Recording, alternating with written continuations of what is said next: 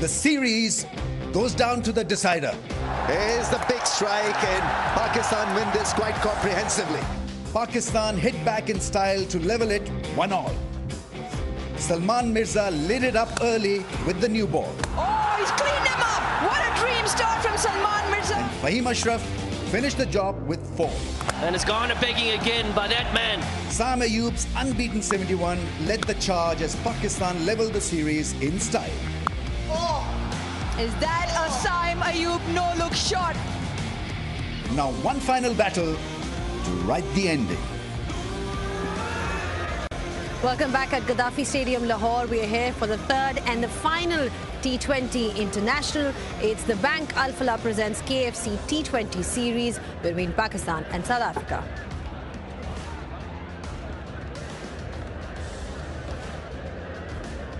But this is how things are looking at this point of time. South Africa won that first T20 International by 55 runs at Rawalpindi Cricket Stadium. And then Pakistan was able to make a comeback, a brilliant comeback indeed. And they won it convincingly by 9 wickets. Well, we're back on pitch side to talk about today's game, and it's the big one. It is the decider, as we saw. Just a quick look at what happened yesterday, because Pakistan needed that form to really get going into this series. Just the way they started as well. Lost that first T20 International, convincingly beaten by South Africa. And then this is exactly the kind of performance that was required from them to stay afloat in this series. South Africa were then bundled out only for 110 runs. You've got to give credit to the way Salman Mirza bowled yesterday, took 3 wickets. Fahim Ashraf as well, picking up 4. And really, they set up the match for Pakistan, because it was a relatively easier total. And you saw some runs from Sam Ayub, much needed runs from him. 71 not out in just 38 balls. Farhan at the top, giving them a solid start. And this is how Pakistan won that game by 9 wickets. Well, it's all to play for. It is the decider here at Gaddafi Stadium. So I'm sure everybody is really looking forward to it. And I'm sure the panel here next to me is also looking forward to this decider. I've got with me Ramiz Raja and Vern Philander. Ramiz, great win by Pakistan yesterday, and also at a great time because, you know, it was a much needed win for them to stay alive in the series. And now they have a chance to really win the series and sort of, you know, get some winning momentum before that ODI series. How do you look at this prospect between these two sides? Well, clearly they have the flow now, because they beat South Africa quite comprehensively. It was a tough game for them, because if it hadn't been a win, they would have been out of the series. So that's extra bit of pressure that you carry. And I thought they dealt with that pressure quite smartly. They bowled superbly. I think that set up the stall for the batsmen to then come good. And so it was an easy win in the end. For South Africa then, you know, they started the series off so well and then completely off colour yesterday. What can we expect from them today?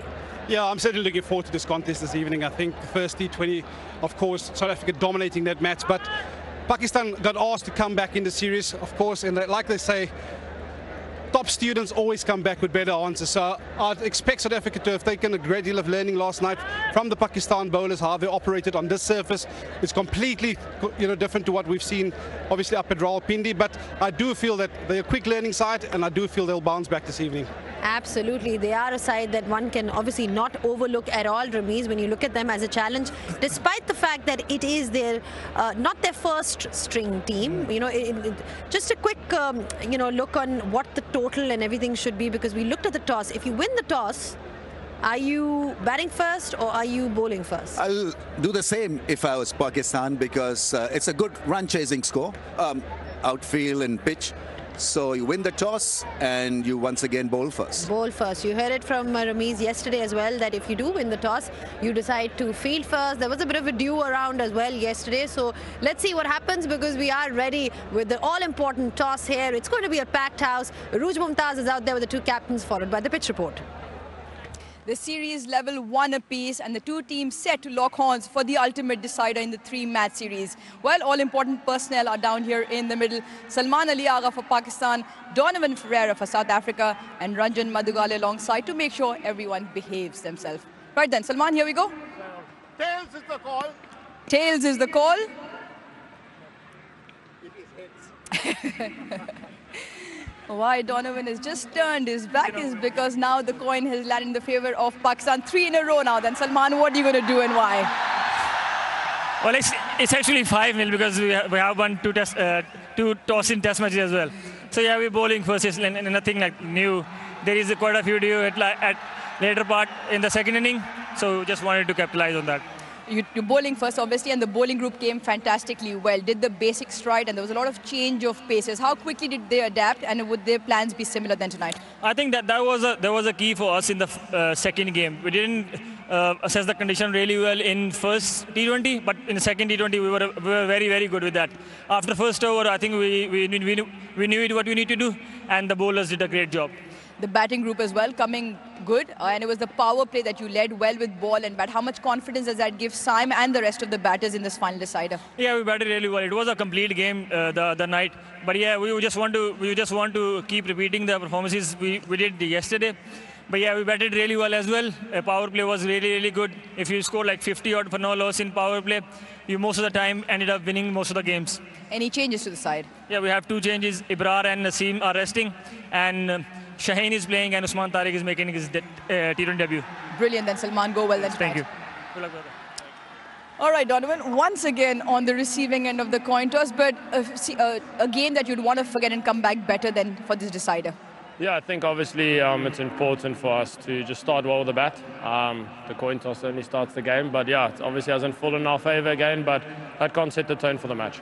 You did say yesterday the post-match is sometimes a quick turnaround is really good, but there must have been some messaging as to cater to the Pakistan bowling, which was phenomenal yesterday.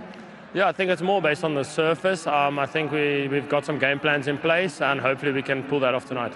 And any changes for your side? Yeah, we have 3 changes. Pretorius in for Dezorzi, Similani in, and who's the last one? That's all right, we'll get it around. You want to have a look? Lazard in again, sorry. Brilliant, brilliant, Donovan. Go well then tonight. Thank you very much. Right then, the news from the centre is that Salman Ali Agha of Pakistan has won the toss and will have a bowl. Now, once again, we'll have a look at the important 22 yards. It is a different surface, and also a different gentleman joins me alongside to play pitch doctor tonight. JP Dumini alongside. On first glance, what do you make of the new surface? Well, the obvious thing is, obviously 2 strips to our right. The look and feel, very much similar. But I think the talking points, particularly amongst us as commentators, is really about who's adjusting to the conditions very well. So if you look at the pitch map that we've put together, so if you think about South Africa's batting innings, right? So from a bowling perspective for Pakistan, 9 out of the 10 wickets that were taken in last night's game was from the seamers, right?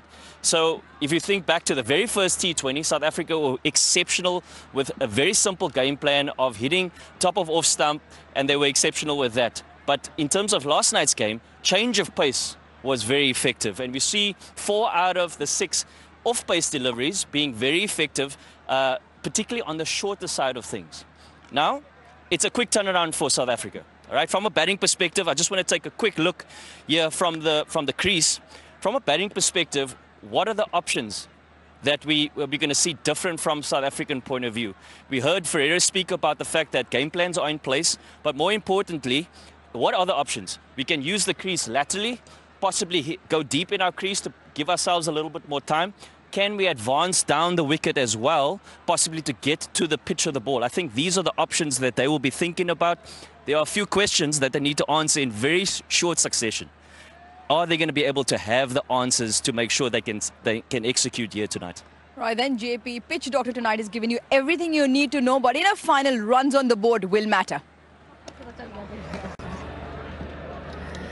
All right, then Salman Ali Agha once again lucky with that all-important toss, won it and decided to bowl first as expected. 3 changes for South Africa. They'll be up first with the bat. What do you make of these changes? Yeah, I think they might have been schooled last night, but they would have taken a great deal of learning from how to play on the surface. The young Pretorius is coming in at number 3. He's exciting, and you can look at him to be explosive in the number 3 position. Deval Brevis again, Breitske. That to complete the top order. Ferreira and Linda, the power hitters. Corbin Boss, he's been excellent on this tour so far. They've gone with an extra batting option in Andeli Similani. He's the all-rounder. Williams back in for Neil Bartman. Pardon me, O'Neill is in for Nandre Berger. I beg your pardon. And then, of course, to finish the seamers is O'Neill Bartman. All right, then that was South Africa for you. For Pakistan, you've got Naseem Shah, who is sitting out, and Abrar Ahmed. And instead, now we have Usman Tariq. That's an interesting one. Yeah, I really like him. It's different. Low shoulder, doesn't spin the ball a great deal, but it's just that he's accurate and there's no pace on the ball at all, and he pauses for eternity and then delivers the ball. So that's why it's different and that's why it's exciting. Absolutely. Let's see what he can bring to the table, because like you rightly pointed out, he's played a lot of leagues around the world as well. Also, it just, in terms of variety, Ramiz, you've got, you see in the spin department around the world, you've got the leg spinner, the off spinner. So it's nice to have all options up your sleeve. I think it's about foxing the opposition with spin, sleight of hand, try to be different, the wrist spin, the left arm wrist spin, the leg spinners are very much in demand. And I just feel that Pakistan with Tariq there adds a new kind of flavor. As far as South Africa, by the way, are concerned, they're not really pushed about what will happen to the contest because they want to get some young faces in. And so what happens is that even if you're fielding a young side, they're still experienced enough to take on any opposition because they'll play a lot of league cricket. They're more confident, and I don't think that you need a lot of experience playing T20s as also. You get a captain who's only 6 matches old, South African captain, and so that's how it goes. How significant is that power play going to be for South Africa today?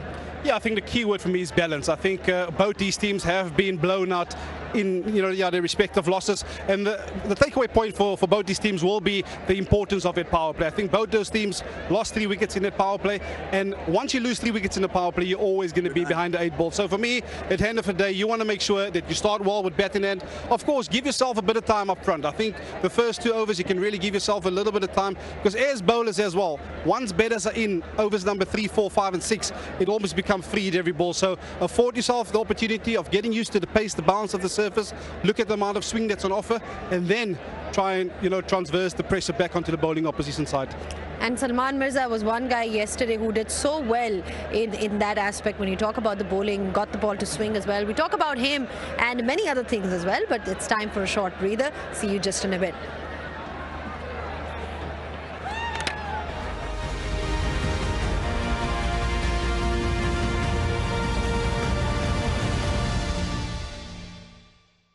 Well, Pakistan has won the toss and they have decided to bowl first. There's a couple of changes for them as well, but we were just talking about how to bowl in these conditions, and JP Duminy did a great demonstration out there on that pitch. Vern, when you talk about Salman Mirza, I mean, you saw his performance yesterday. What did you like about him as a fast bowler? I really enjoyed his intensity with his start out, but I think he brought a good energy about him. Of course, he's slow, he's skiddy, so he always hits the bat a little bit harder than what you think. But the way that he's controlled that new ball is impressive to me, and I think that's exactly how you want to start in a T20 match. You want to start, of course, asking the right questions of batters, giving them that uncertainty in that first 2 overs. And of course, once you've set that platform, you give yourself the opportunity to strike. But wonderful yesterday, and I think the one thing that he's done wonderfully well is also summing up the conditions. I think South Africa, they've persisted with the pace off slower ball. He's gone with his quicker cutters, which has proven to be really, really successful on the surface. Yeah, I mean, if you can get the ball to swing at that pace, why not? And there's no better sight than swinging the ball back at the right hand at good pace up front. And there's the slow ball that I was talking about. Pace off, gripped in the surface, top of off. That's any coach's dream. Absolutely. But it wasn't just him though, Ramiz. It was also Fahim Ashraf. He got 4 wickets at the end, and it seems to be, like we spoke to him yesterday in the post-match as well, he seems to be just growing as a player overall with the bat and the ball. Good to see for Pakistan. Good sign for Pakistan. Pakistan. Couldn't pick his deception actually. Salman Mirza's deception was also not picked, but what they did so well was a change of pace and variation and on target generally. Not easy to pick up 4 wickets in the dying part of the innings, because they are targeting you for 4s and 6s, and suddenly you get this guy who didn't bowl in the first game and bowled superbly with the variations and the hard length.